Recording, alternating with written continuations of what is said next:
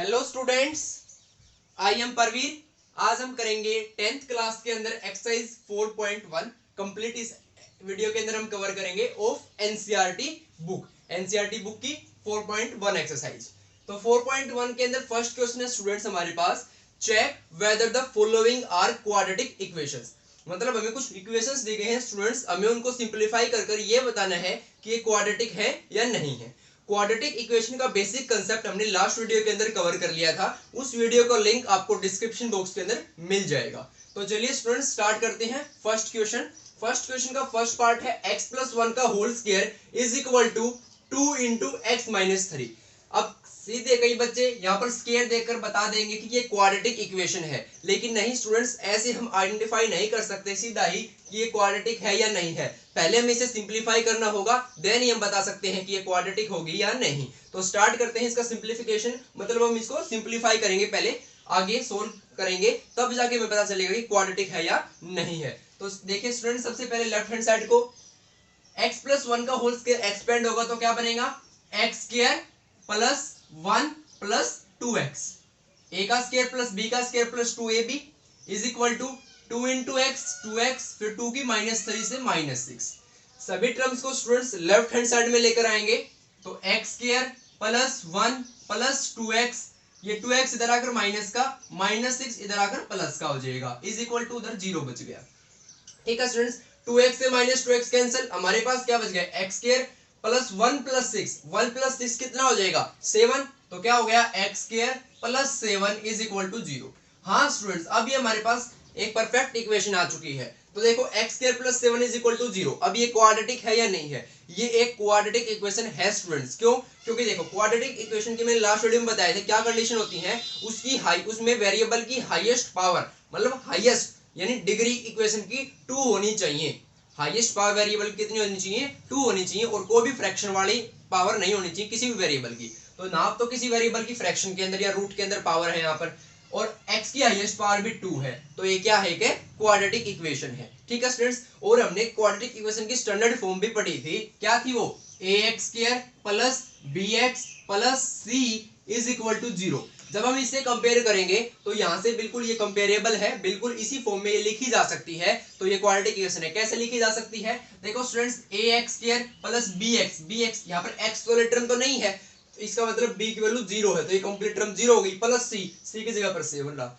हाँ, क्योंकि b और c की वैल्यू 0 हो सकती है, a की वैल्यू 0 नहीं होनी चाहिए, बस b और c की वैल्यू 0 हो सकती है, कोई दिक्कत नहीं है। तो this equation can B written in the form, this equation can be written in the form ax square plus bx plus c is equal to 0, in which जिसमें a की वैल्यू है, a की वैल्यू होता है x square का coefficient, तो x square का coefficient यहाँ पर 1 है, b होता है x का कोफिशिएंट, x वाला टर्म है ही नहीं इसमें, तो b की value 0 and c is equal to 7, hence this is a quadratic equation. तो इस प्रकार आपने एग्जाम के अंदर ये सोल्व करना है क्वेश्चन, बिल्कुल आप नोट्स भी बना सकते हैं अगर चाहते हो तो। This is a quadratic equation.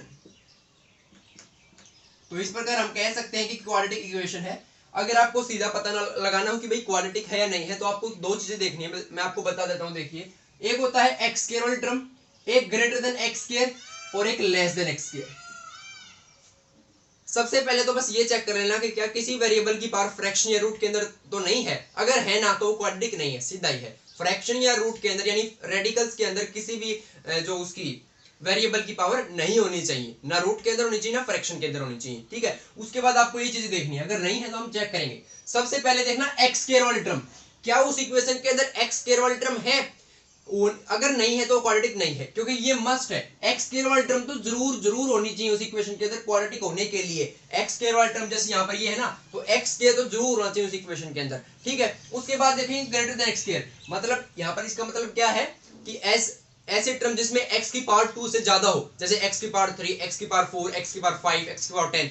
क्या इस प्रकार की कोई टर्म है जिसमें x की पावर 2 से ज्यादा है? अगर है तो क्वाड्रेटिक नहीं है, ये नहीं होनी चाहिए। नोट, x से ज्यादा वाली पावर वाली कोई भी टर्म उस इक्वेशन के अंदर नहीं होनी चाहिए, क्योंकि हमने बताया था क्वाड्रेटिक इक्वेशन में वेरिएबल की हाईएस्ट पावर 2 होनी चाहिए। हाईएस्ट का मतलब सबसे ज्यादा 2 से ज्यादा बिल्कुल भी नहीं होनी चाहिए x की पावर। अगर है तो क्वाड्रेटिक नहीं है। लेस देन एक्स का मतलब एक्स की पावर 2 से कम वाली टर्म, वो हो या ना हो कोई फर्क नहीं पड़ता, ये चाहे हो चाहे ना हो कोई दिक्कत नहीं है, ठीक है। हमें बस ये दो चीजें चेक करनी है कि क्या एक्स की वाली टर्म है ये होनी चाहिए और एक्स के से ज्यादा वाली टर्म नहीं होनी चाहिए, ठीक है। हाँ, लेस देन वाली हो या ना हो, जैसे इसमें एक्स की पावर 1 वाली टर्म नहीं थी, कोई दिक्कत नहीं है, एक्स चाहिए कांस्टेंट टर्म भी ना होती, कोई दिक्कत नहीं है, लेकिन ये दो चीजें देखनी है आपको, एक्स के वाली टर्म जरूर होनी चाहिए और ग्रेटर देन एक्स के वाली टर्म बिल्कुल नहीं होनी चाहिए, ठीक है स्टूडेंट्स। तो आइए स्टार्ट करते हैं सेकंड पार्ट हम।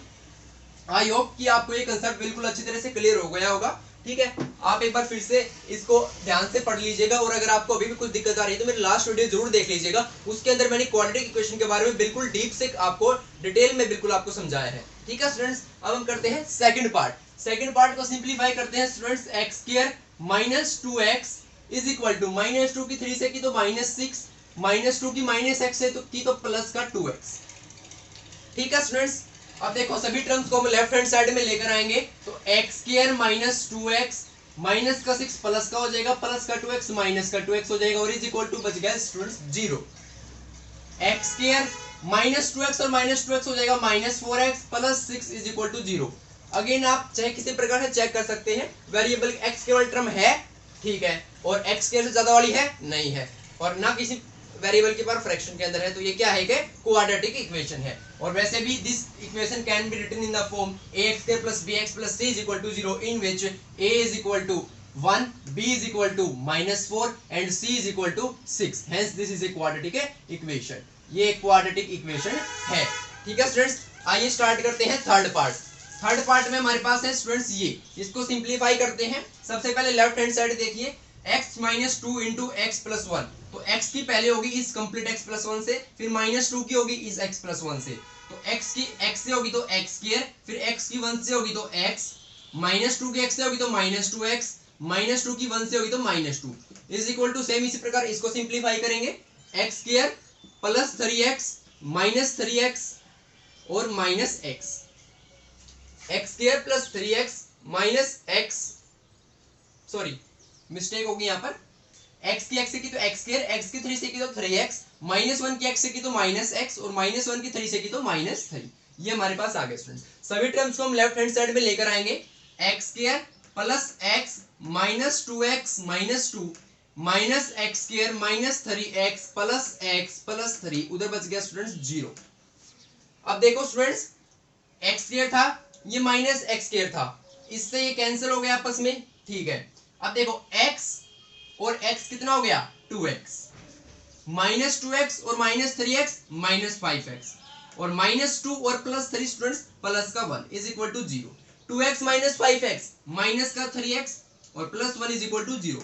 ध्यान से देखना स्टूडेंट्स, क्या यहाँ पर x के वाली टर्म है ही नहीं। सबसे पहली चीज तो हम देखते हैं x के वाली टर्म होनी चाहिए, मैंने बताया था ना, तो यहाँ पर तो x के वाली टर्म है ही नहीं, तो इसका मतलब ये क्वाड्रेटिक इक्वेशन नहीं है, this is not a quadratic equation students. आप रीजन क्या लिखेंगे, यहाँ पर देखो x की हाईएस्ट पावर क्या है 1, तो लिखेंगे the degree of this equation is only 1, hence it is not a quadratic equation.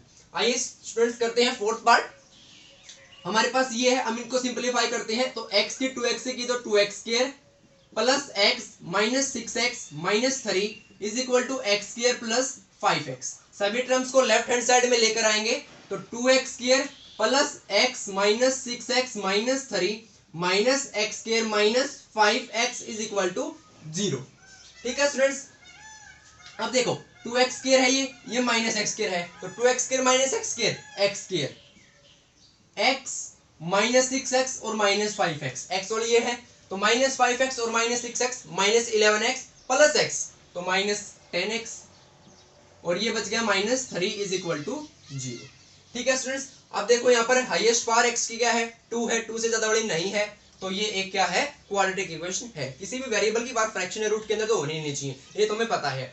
उसके अलावा क्या होता है एक्स की टर्म मस्ट होती है, मतलब वो तो होनी चाहिए, तो यहाँ पर एक्स की टर्म है और ऐसी कोई टर्म नहीं होनी चाहिए जिसमें x की पावर 2 से ज्यादा हो, ऐसी कोई टर्म नहीं है, इसका मतलब ये एक क्वाड्रेटिक इक्वेशन है। और वैसे भी this is comparable with its standard form ax square plus bx plus c is equal to 0, hence this equation can be written in the form ax square plus bx plus c is equal to 0 in which a is equal to 1, b is equal to minus 10 and c is equal to minus 3, hence it is a quadratic equation, ठीक है students. तो this is a quadratic equation. तो हमने ये students कर लिए first 4 parts of first question of exercise 4.1। अब हम करते हैं नेक्स्ट 4 पार्ट्स। तब तक आप इनको सोल्व करके देख लीजिए, आप इनको नोटबुक के अंदर भी जो है नोट डाउन कर सकते हैं अगर आप चाहें तो। आइए स्टार्ट करते हैं नेक्स्ट 4 पार्ट्स। तो ये है students next 4 parts of first question of exercise 4.1 of NCERT book. तो देखिए स्टूडेंट्स, हमारे पास फिफ्थ पार्ट है 2x-1 into x-3 is equal to x plus 5 into x-1। तो सबसे पहले हम सिंप्लीफाई करेंगे, देन चेक करेंगे कि क्वाड्रेटिक इक्वेशन है या नहीं है। तो देखना स्टूडेंट्स, 2x की x से की तो 2x स्क्वायर, फिर 2x की -3 से की तो -6x, -1 की x से की तो -x, -1 की -3 से की तो +3। ठीक है स्टूडेंट्स, ये तो सिंपल कैलकुलेशन है। x की x से की तो x स्क्वायर, फिर x की -1 से की तो -x प्लस 5x माइनस 5। सभी टर्म्स को लेफ्ट हैंड साइड में लेकर आएंगे students. 2x square minus 6x minus x plus 3 minus x square plus x minus 5x plus 5 is equal to 0। देखना students, 2x square minus x square क्या बचेगा, x square minus 6x और minus 5x। देखो plus x से तो minus x cancel ही हो जाएगा, minus 6x और प्लस 5x कितना हो जाएगा, सॉरी माइनस 6x और माइनस 5x दोनों माइनस के, माइनस 11x हो जाएगा, और प्लस 3 और प्लस 5 ये हो जाएगा students plus 8 is equal to 0। Check करते हैं स्टूडेंट्स, किसी भी वेरिएबल की पावर फ्रैक्शन के या रूट के अंदर नहीं है। ठीक है, ये तो हमें साफ दिख रहा है। उसके बाद x स्क्वायर वाली टर्म है या नहीं है, ये रही है। उसके बाद क्या किसी वेरिएबल की पावर x मतलब 2 से ज्यादा है, किसी की भी नहीं है। ठीक है, तो this is a quadratic equation. तो this can be written in the form, this equation can be written in the form ax square plus bx plus c is equal to 0, in which a is equal to 1, b is equal to -11 and c is equal to 8। hence it is a quadratic equation। तो ये quadratic equation है भाई, this is a quadratic equation। चलिए students करते हैं sixth part, x square plus 3x plus 1 is equal to x minus 2 का whole square. देखिए students ध्यान से, x square plus 3x plus 1 is equal to x square plus 4 minus 4x। हमने a minus B का whole square expand कर दिया, a square plus B square minus 2ab हो जाएगा। ठीक है स्टूडेंट, सभी टर्म्स को लेफ्ट हैंड साइड में लेकर आएंगे, तो सभी टर्म्स के साइन चेंज हो गए, is equal to 0। X square से minus x square cancel students, 3x plus 4x कितना हो गया 7x, 3x प्लस 4x कितना हो गया 7x, और ये प्लस 1 है, ये माइनस 4 है, कितना बचेगा -3 इज इक्वल टू 0। यहां पर देखो स्टूडेंट्स, सबसे पहली बात फ्रैक्शन वाली तो है ही, फ्रैक्शन रूट के अंदर किसी वेरिएबल की पावर नहीं होनी चाहिए, वो तो दिख रहा है नहीं है। उसके बाद एक्स स्क्वायर वाली टर्म देखते हैं, वो नहीं होनी चाहिए इक्वेशन के अंदर, यहाँ पर तो नहीं है एक्स स्क्वायर वाली टर्म, तो सीधा यहीं से हमें और कुछ देखने की जरूरत नहीं है, सीधा है कि ये क्वाड्रेटिक इक्वेशन नहीं है, क्योंकि यहाँ पर एक्स स्क्वायर टर्म है ही नहीं, एक्स स्क्वायर टर्म है ही नहीं, मतलब इसका मतलब a की वैल्यू 0 है, क्योंकि x square term standard form में क्या होती है, ax square plus bx plus c is equal to 0, और इसका मतलब a 0 है। और मैंने स्टार्टिंग में कल लास्ट वीडियो में बताया था कि यहाँ पर a की वैल्यू 0 नहीं होनी चाहिए, b और c की वैल्यू 0 हो सकती है, लेकिन a की वैल्यू 0 नहीं होनी चाहिए, अदरवाइज वो क्वाड्रेटिक इक्वेशन नहीं होगी। तो यहाँ पर a की वैल्यू 0 है, या फिर हम कह सकते हैं एक्स स्क्वायर टर्म नहीं है, तो ये क्या है, क्वाड्रेटिक इक्वेशन नहीं है। This is not a quadratic equation, this equation is not a quadratic equation. ठीक है स्टूडेंट्स, ये क्वाड्रेटिक इक्वेशन नहीं है। आइए स्टूडेंट्स करते हैं नेक्स्ट पार्ट, यहाँ पर है होल क्यूब। तो a प्लस बी का होल क्यूब खोलेंगे, क्या होता है a प्लस बी का whole cube, a cube plus B cube plus 3a square B plus 3ab square. ठीक है स्टूडेंट्स, तो इसको x क्यूब प्लस 2 का cube 8 plus 3a square B, 3 into a square into b plus 3a into b का square यानी 4 का square is equal to 2x into x square 2x cube minus 2x। सभी terms को left hand side में लेकर आएंगे और इनको भी सोल्व करेंगे। x cube plus 8 plus 3x square into 2 6x square, 3x into 4 का स्क्वायर, 4 का स्क्वायर 16, 16 इंटू 3 48x। ये टर्म्स लेफ्ट हैंड साइड में आएंगी तो minus 2x cube plus 2x is equal to 0। ठीक है स्टूडेंट्स, ध्यान से देखना, x cube minus 2x cube कितना बचेगा minus x cube, 6x square only 6x square है 6x square, 48x plus 2x 50x and plus 8 बच गया। Is equal to 0। देखना स्टूडेंट, किसी भी वेरिएबल की पावर फ्रैक्शन या रेडिकल के अंदर यानी रूट के अंदर नहीं है, ठीक है। उसके बाद एक्स स्क्वायर टर्म है, बिल्कुल है, ये रही। उसके बाद एक्स स्क्वायर यानी ऐसी टर्म जिसमें x की पावर 2 से ज्यादा हो, क्या ऐसी कोई टर्म है? बिल्कुल है। यहाँ पर देखो ये टर्म, यहाँ पर x की पावर 3 है, 2 से ज्यादा है, क्यूब है x का यहाँ पर, तो this is not a quadratic equation. यहाँ पर स्टूडेंट्स x के रोल टर्म भी है, फ्रैक्शन के अंदर भी नहीं है कोई पावर, लेकिन फिर भी क्वाड्रेटिक नहीं, क्योंकि यहाँ पर एक टर्म ऐसी आ गई जिसमें x की पावर 2 से ज्यादा है। और क्वाड्रेटिक इक्वेशन के डेफिनेशन में हमने पढ़ा था कि ऐसी इक्वेशन जिसकी हाईएस्ट पावर 2 हो, हाईएस्ट पावर का मतलब 2 से ज्यादा नहीं होनी चाहिए उसके अंदर, तो 2 से ज्यादा वाली पावर टर्म आ गई ना इसके अंदर, तो this is not a quadratic equation. तो ये क्वाड्रेटिक इक्वेशन नहीं है स्टूडेंट्स, ठीक है। उसके बाद हम करते हैं last part of this question, x cube minus 4x square minus x plus 1 is equal to x minus 2 का होल क्यूब। तो देखना स्टूडेंट्स, इसको सिंप्लीफाई करते हैं, x cube minus 4x square minus x plus 1 is equal to x cube plus 8 A cube A minus B का whole cube, A cube minus B cube, ये होता है ए माइनस बी का whole cube. मैं यहाँ पर लिख देता हूँ, A cube minus B cube minus 3ab into A minus B, A cube minus B cube minus 3ab into A minus b. तो हमने किया students, A cube minus B cube 2 का cube 8 minus 3ab minus 3 into A है x into B 2। अब यहाँ पर कई बच्चे गलती करेंगे, b को -2 ले लेंगे, यही गलती हो जाती है और कंप्लीट इक्वेशन गलत हो जाता है। यहाँ पर स्टूडेंट्स हमने a माइनस बी माना है इसे, तो ये a है, ये माइनस है और ये b है। अगर इस b को आप -2 कंसिडर कर रहे हैं तो आपको a प्लस b का होल क्यूब कंसिडर करना पड़ेगा इसे, क्योंकि फिर b क्या हो गया -2, a प्लस b हो जाएगा। लेकिन हम माइनस को अलग कर रहे हैं, a माइनस b, तो a है x माइनस ये रहा और b ये रहा, उसके हिसाब से अब ये 2 रहेगा, ठीक है स्टूडेंट्स। तो a cube minus B cube minus 3a into b into A minus b, तो ax माइनस b, ठीक है स्टूडेंट्स। तो a cube minus B cube minus 3ab into A minus b, इसको हम अब आगे सोल्व करते हैं, x cube minus 4x square minus x plus 1 is equal to x cube minus 8 minus 3x into 2 minus 6x, और फिर उस minus 6x की इस x से भी होगी। पहले मैं यहाँ पर अगले से सिंप्लीफाई कर देता हूँ, आगे कर लेंगे अगले स्टेप में, कोई दिक्कत नहीं, आपको अच्छी तरह से क्लियर होगा। X cube minus 4x square minus x plus 1 is equal to x cube minus 8 minus 6x की x से की तो माइनस 6x स्क्वायर, और माइनस 6x की माइनस 2 से की तो प्लस 12x।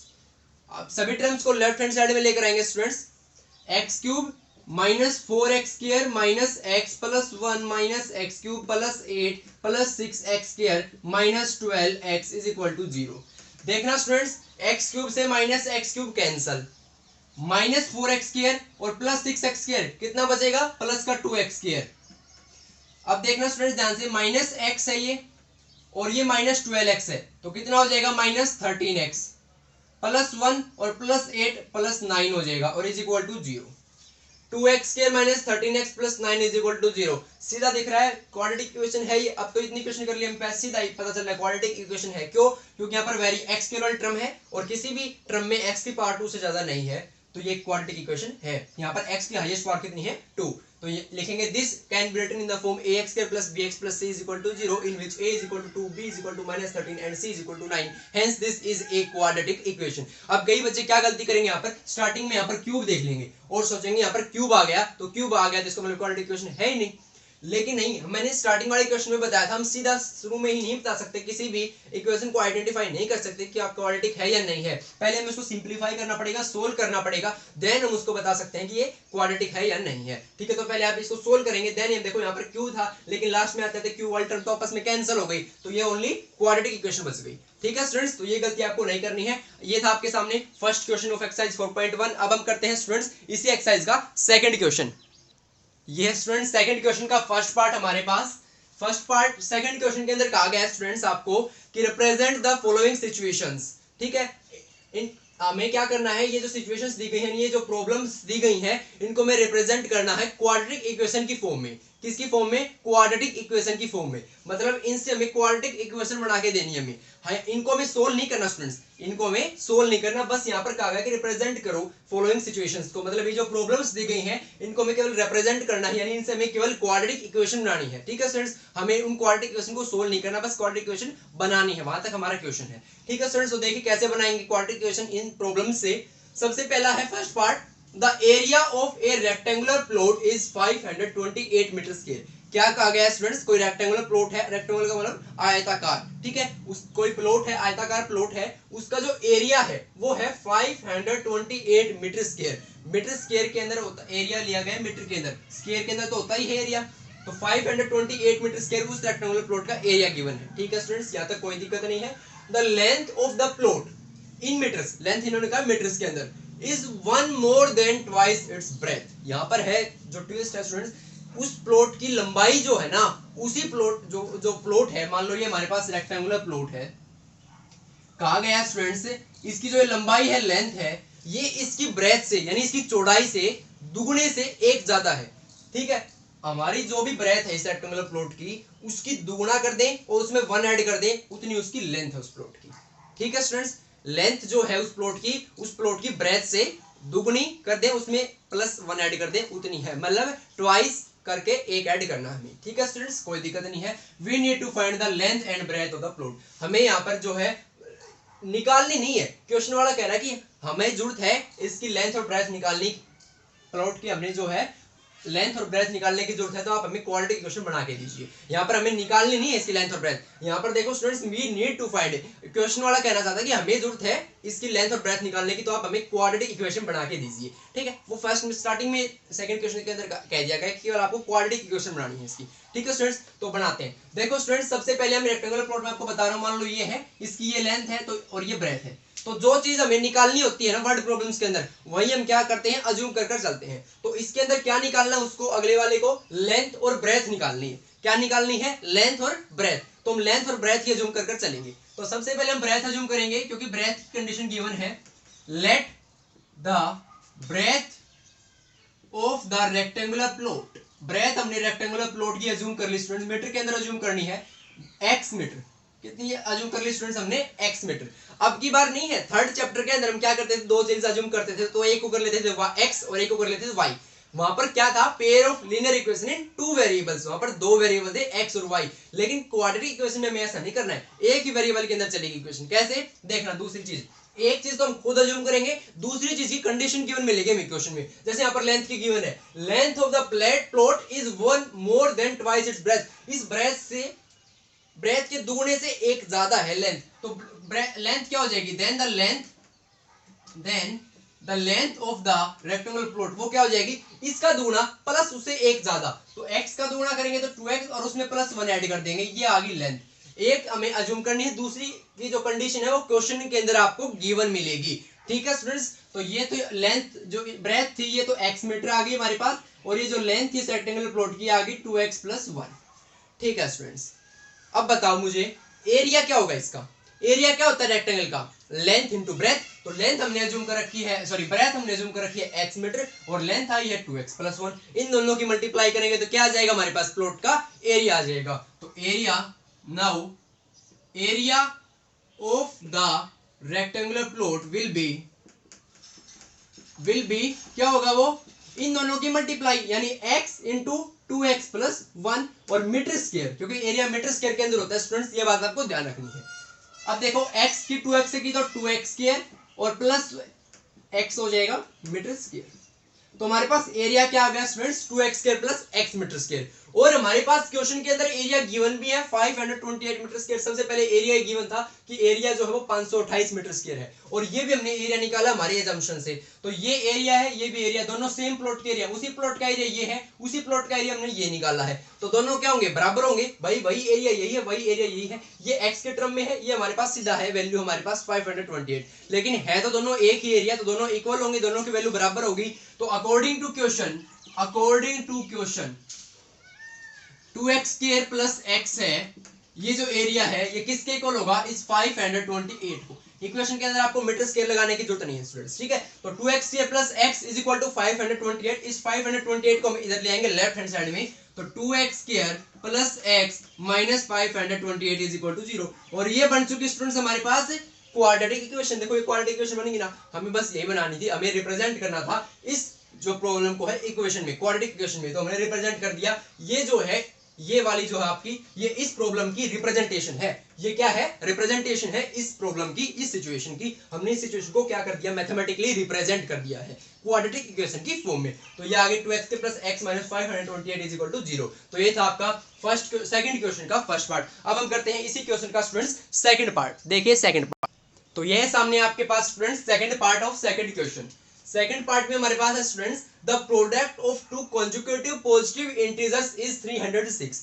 दो कंसेक्यूटिव इंटीजर्स की, पॉजिटिव इंटीजर्स की प्रोडक्ट 306 है। ये कंसेक्यूटिव क्या होता है स्टूडेंट्स? लगातार। लगातार कोई भी दो नंबर है ना, जैसे 4 5 7 8 11 12 34 35, देखो लगातार दो नंबर है ना, ये कंसेक्यूटिव इंटीजर्स कहलाएंगे। ठीक है, मतलब एक के बाद उसका दूसरा। ठीक है, तो वो है। और पॉजिटिव इंटीजर्स का मतलब 0 से ग्रेटर देन जो भी इंटीजर्स है, यानी पॉजिटिव वाले इंटीजर। तो उन दोनों की जो प्रोडक्ट है, कोई भी दो कंसेक्यूटिव पॉजिटिव इंटीजर्स हैं, उनकी प्रोडक्ट गिवन है स्टूडेंट्स 306, 306। हमें क्या करना है? We need to find the integers. Question वाला कह रहा है कि उन्हें जो है इंटीजर्स निकालने हैं, तो उनको इक्वेशन बना कर दो। तो हमें यहाँ पर इक्वेशन बनानी है स्टूडेंट्स, केवल क्वाड्रेटिक इक्वेशन, आगे उनको सोल्व नहीं करना है। ठीक है स्टूडेंट्स, तो वही क्या निकालना, उन्हें इंटीजर्स निकालने। तो हम इंटीजर्स अज्यूम कर चलेंगे, जो निकालना होता है वही अज्यूम कर चलते हैं। तो इंटीजर्स अज्यूम कर चलेंगे।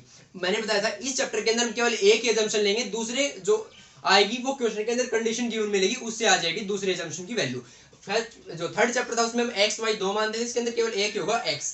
तो let one of the integer is x। हमने मान लिया उन दोनों इंटीजर में से एक है वो x है। तो सेकंड क्या हो जाएगा स्टूडेंट्स?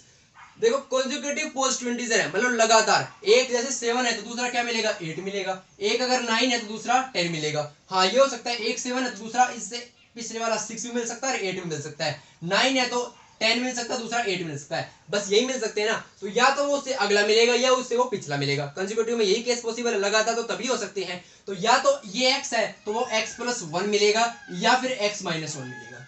अगर ये x है तो या तो x प्लस 1 होगा या x माइनस 1, यानी अगला है तो x प्लस 1। देखो 7 है अगला, 7 प्लस 1 8, पिछला है तो 7 माइनस 1 6। ये दो केस पॉसिबल है। तो चाहे आप दूसरे को x प्लस 1 ले लीजिए, चाहे x माइनस 1 ले लीजिए, कोई दिक्कत नहीं है। हम यहाँ पर लेंगे x प्लस 1। तो and then second integer will be, then second integer will be क्या होगा? वो x प्लस 1 होगा। x माइनस 1 भी ले सकते हैं आप। ठीक है, अब देखो क्वेश्चन के अकॉर्डिंग इक्वेशन बनेगी। क्वेश्चन से, क्वेश्चन में क्या कहा गया है? उनकी प्रोडक्ट 306 है। तो अकॉर्डिंग टू स्टेटमेंट या अकॉर्डिंग टू क्वेश्चन, इन दोनों की प्रोडक्ट, इन दोनों इंटीजर की प्रोडक्ट 306 है।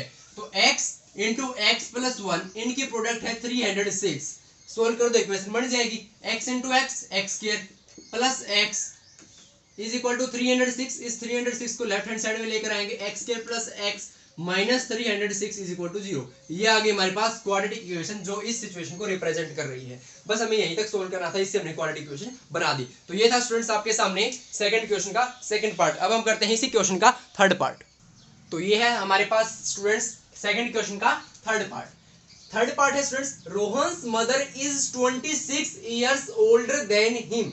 रोहन की जो मदर है, उनकी जो माताजी है, वो उनसे 26 ईयर्स ओल्डर हैं, मतलब बड़ी हैं। ठीक है, किससे? रोहन से। The product of their edges in years 3 years from now will be 360। अब कहता है student the product of their edges in years 3 years from now, मतलब 3 साल बाद, अब से 3 साल बाद जो उनकी एज होगी, उनकी एजेस की जो प्रोडक्ट होगी, गुना होगी, वो क्या होगी? 360। ईयर्स के अंदर है वो एज 360। आज से 3 साल बाद जो उनकी एज होगी, उनकी प्रोडक्ट क्या होगी? 360। We would like to find Rohan's present age. हम जो है रोहन की प्रेजेंट एज निकालना चाहेंगे। तो ये क्या कह रहे हैं? क्वेश्चन वाला कह रहा है कि वो निकालना चाहते हैं, हमें निकाल कर नहीं देनी है, हमें तो केवल क्वाड्रेटिक इक्वेशन बतानी है कि इससे क्या बनेगी। हमें केवल क्वाड्रेटिक इक्वेशन बना के देनी है, आगे सोल्व करना उनका काम है। क्योंकि क्वेश्चन के अंदर सबसे पहले ही कह दिया गया था, मैंने बताया था इस क्वेश्चन के सभी पार्ट्स में हमें केवल क्वाड्रेटिक इक्वेशन ही बनानी है, उनको सोल्व नहीं करना है। ठीक है स्टूडेंट्स, तो सॉल्यूशन देखिए इसका।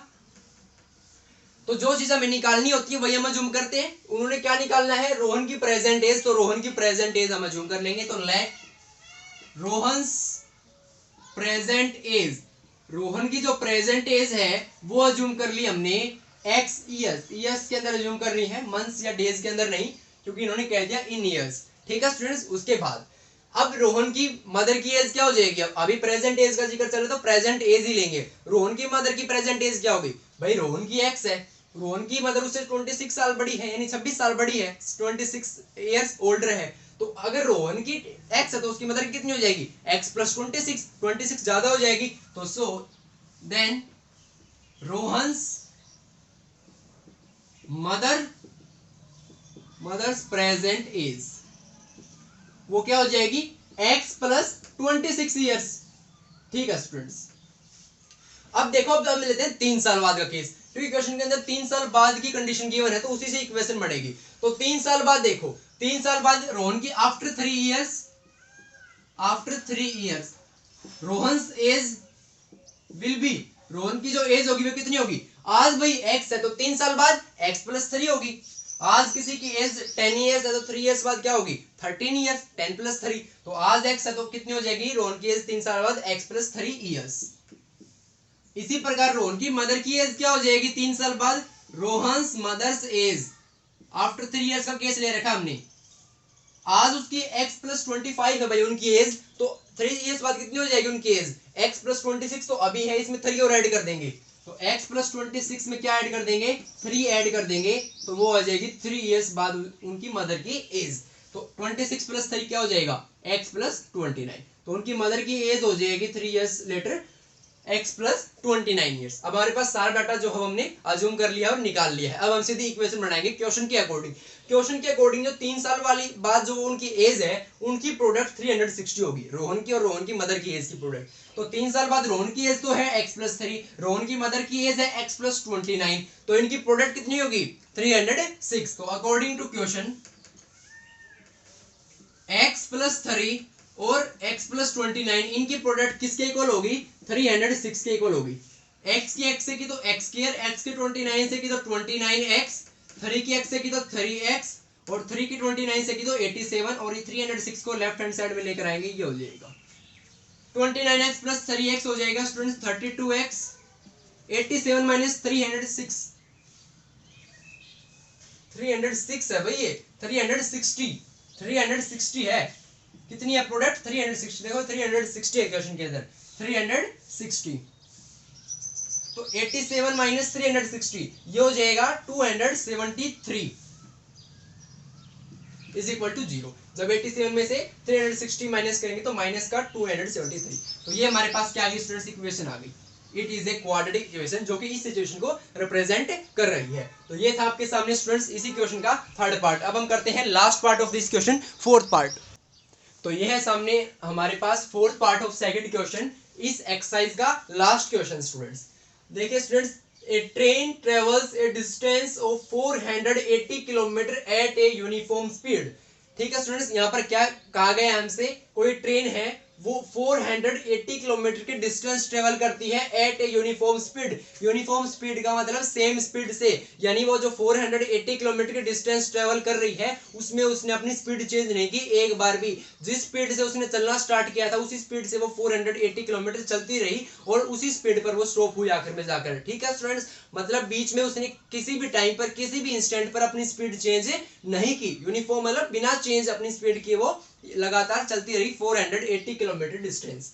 ठीक है students, if the speed had been 8 km per hour less then it would have taken 3 hours more to cover the same distance. We need to find the speed of the train. हमसे कहा गया students, if the speed had been 8 km per hour less, अगर उस train की speed को, जिस speed से वो चल रही थी पहले, उसकी ट्रेन की स्पीड को 8 किलोमीटर पर आवर कम कर दिया जाए और अब वो 480 किलोमीटर चले डिस्टेंस, सेम डिस्टेंस ट्रेवल करे, पहले जिस स्पीड से किया था उसे 8 किलोमीटर प्रति घंटा की कम स्पीड से करे अब की बार अगर वो डिस्टेंस ट्रेवल, तो it would have taken 3 hours more to cover the same distance. तो उसी 480 किलोमीटर के डिस्टेंस को ट्रेवल करने में उसको 3 घंटे ज्यादा लगेंगे। भाई सीधी सी बात है, टाइम, उसकी स्पीड कम कर दी गई है तो टाइम तो ज्यादा लगेगा, लेकिन सारा डाटा गिवन है, स्पीड तो 8 किलोमीटर प्रति घंटा अगर कम कर दी जाए तो 3 घंटे उसको ज्यादा लगेंगे। हमें we need to find the speed of the train, जो है स्पीड ऑफ द ट्रेन निकालने के लिए क्वाड्रेटिक इक्वेशन बनानी है। ठीक है स्टूडेंट्स, तो देखिए स्टूडेंट्स, जो निकालनी है वही अज्यूम कर चलते हैं। तो क्या निकालनी है? स्पीड ऑफ द ट्रेन, तो वही हम अज्यूम कर चलेंगे। तो देखिए स्टूडेंट्स सॉल्यूशन इसका, let the speed of the train x kilometre पर आवर। किलोमीटर पर आवर में क्यों? क्योंकि हमारे पास डिस्टेंस किलोमीटर में गिवन है, टाइम आवर के अंदर गिवन है, तो स्पीड हम किसके अंदर अज्यूम करेंगे? किलोमीटर पर आवर के अंदर। तो हमने ट्रेन की स्पीड अज्यूम कर ली स्टूडेंट्स x किलोमीटर पर आवर। ओके, अब हम करते हैं नेक्स्ट स्टेप। अब देखो कहा गया है कि अगर इसकी स्पीड को जो है 8 किलोमीटर पर आवर लेस कर दिया जाए तो इसी डिस्टेंस को कवर करने के लिए उसे 3 घंटे ज्यादा लगेंगे। ठीक है स्टूडेंट्स, पहले हम यहां से इक्वेशन बनाते हैं। देखो स्पीड कितनी है? x किलोमीटर पर आवर, डिस्टेंस कितनी है? 480 किलोमीटर। कितनी है डिस्टेंस? 480 किलोमीटर। तो यहां पर हम अगेन वही फॉर्मूला लगाएंगे डिस्टेंस स्पीड टाइम वाला। Distance is equal to speed और इनटू में टाइम, ये होता है डिस्टेंस का फॉर्मूला स्टूडेंट्स। डिस्टेंस स्पीड और टाइम के बीच में ये रिलेशन होती है, distance is equal to speed into time. तो पहले एक बार हम स्पीड निकाल लेते हैं। 8 किलोमीटर पर आवर लेस कर दी जाए जब स्पीड, तो देखना स्टूडेंट्स डिस्टेंस कितनी है? 480। हम टाइम निकालेंगे दोनों केसेस में इक्वेशन बनेगी। देखो टाइम क्या होगा? डिस्टेंस, ये स्पीड इधर आ जाएगा, डिस्टेंस बाय स्पीड होगा। तो डिस्टेंस है 480 अपॉन स्पीड कितनी है ट्रेन की, हमने अज्यूम कर रखी है x। ठीक है, अब देखो डिस्टेंस वही रही, ये अकॉर्डिंग टू क्वेश्चन का केस है students. According to question distance 480 ही रही, लेकिन स्पीड क्या कर दी गई? उससे पहले वाली से 8 किलोमीटर पर आवर लेस कर दी गई। पहले थी x, तो अब कितनी कर दी? x माइनस 8, उससे 8 रिड्यूस कर दी, कम कर दी। अब इस कम करने से क्या हो जाता है? उसी से इक्वेशन बन जाएगी हमारे पास। स्पीड को कम करने से क्या हो जाएगा?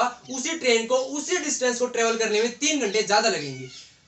ये भी टाइम है, ये पहले जो टाइम लगता था वो था जब उसकी स्पीड x किलोमीटर पर आवर थी। ये टाइम है क्योंकि डिस्टेंस अपॉन स्पीड है ना, तो टाइम है ये टाइम है जब उसकी स्पीड को 8 किलोमीटर पर आवर लेस कर दिया गया, तो ये वो टाइम है। क्वेश्चन के अंदर क्या कहा गया है? इसमें टाइम ज्यादा लगता है 3 घंटे। कौन सा टाइम ज्यादा है स्टूडेंट्स? ये टाइम ज्यादा है क्योंकि यहाँ पर स्पीड कम है, तो स्पीड कम है ऑब्वियस सी बात है यहाँ पर टाइम ज्यादा लगेगा। तो 3 घंटे किस में ज्यादा लगते हैं? इसमें ज्यादा लगते हैं। तो ये 3 ज्यादा है, बराबर करने के लिए इन दोनों को इसमें भी हम 3 ऐड कर देंगे, इक्वेशन बढ़ गई। ये टाइम ज्यादा था क्योंकि इसमें स्पीड कम थी, तो बराबर करने के लिए, बैलेंस करने के लिए इसमें हमने क्या किया? 3 ऐड कर दिया। तो ये टाइम और ये टाइम क्या हो जाएंगे? बराबर, क्योंकि ये 3 घंटा ज्यादा था ये वाला टाइम। ठीक है स्टूडेंट्स, इक्वेशन बना लो, यहाँ से क्रॉस मल्टीप्लाई वगैरह करके हमारा जो कोड इक्वेशन है वो बन जाएगी। तो देखना स्टूडेंट्स, सबसे पहले ये देखो 480 बाई एक्स प्लस 3, तो इसकी जो है क्या हो जाएगी? 3x, हाँ 3x plus 480 by x is equal to 480 by x minus 8। यहाँ पर देखो हमने एलसीएम लेकर ये सोल्व कर दिया, इज इक्वल टू ये था एसडीज। ठीक है स्टूडेंट्स, ओके। अब हम करेंगे क्रॉस मल्टीप्लाई। तो क्रॉस मल्टीप्लाई होगी तो स्टूडेंट्स देखना ध्यान से, x की होगी 480 से और इन दोनों की होगी आपस में और इक्वल होंगे दोनों। तो पहले 3x की x से की, तो यहाँ पर मैं नीचे लिख रहा हूं 3x स्क्वायर, फिर 3x की माइनस 8 से की तो माइनस 24x, फिर 480 की x से की तो प्लस 480x, और फिर 480 की माइनस 8 से की तो 480 इंटू माइनस 8 से जब करेंगे तो ये आएगा स्टूडेंट्स 3840। जब आप सोल्व करेंगे तो यही आएगा। ठीक है students, is equal to 480 into x, तो 480x। देखना स्टूडेंट्स, इधर भी 480x है, इधर भी 480x है, ये तो आपस में कैंसिल हो जाएंगे। चाहे आप इसको लेफ्ट हैंड साइड में ले, ये माइनस होकर 0 हो जाएगा। ठीक है स्टूडेंट्स, उसके बाद देखिए क्या बच गया हमारे पास? 3x स्क्वायर माइनस 24x और ये बच गया minus 3840 is equal to 0। Students यहाँ पर भी आप इक्वेशन को छोड़ सकते हैं, क्वेश्चन को यहीं पर आप यहीं तक आप कर सकते हैं, कोई बात नहीं है। लेकिन हम एक थोड़ा और इसका स्टेप आगे बढ़ा देंगे। इसमें से 3 कॉमन निकल रहा है कंप्लीट इक्वेशन में से, तो 3 कॉमन निकाल देंगे ताकि इक्वेशन और ज्यादा सिंप्लीफाइड हो जाए और ज्यादा हमारे पास जो इक्वेशन है वो छोटी हो जाए, एक प्रकार से वैल्यू जो है, नंबर जो है इसके अंदर छोटे हो जाए, तो वो थोड़ी अच्छी लगती है। ठीक है, तो एक स्टेप और बढ़ाते हैं, 3 पूरी इक्वेशन में से कॉमन ले लेते हैं। कॉमन लेने का मतलब हर एक टर्म को 3 से डिवाइड करवा देते हैं। तो देखना स्टूडेंट्स, 3x स्क्वायर बाई 3, यहाँ से x स्क्वायर बचेगा, माइनस यहाँ पर बचेगा 8x और यहाँ पर बचेगा 1280। जब आप इसको सोल्व करेंगे ना तो यही बचेगा, 3 से डिवाइड करेंगे इज इक्वल टू ये तो 0 बचेगा।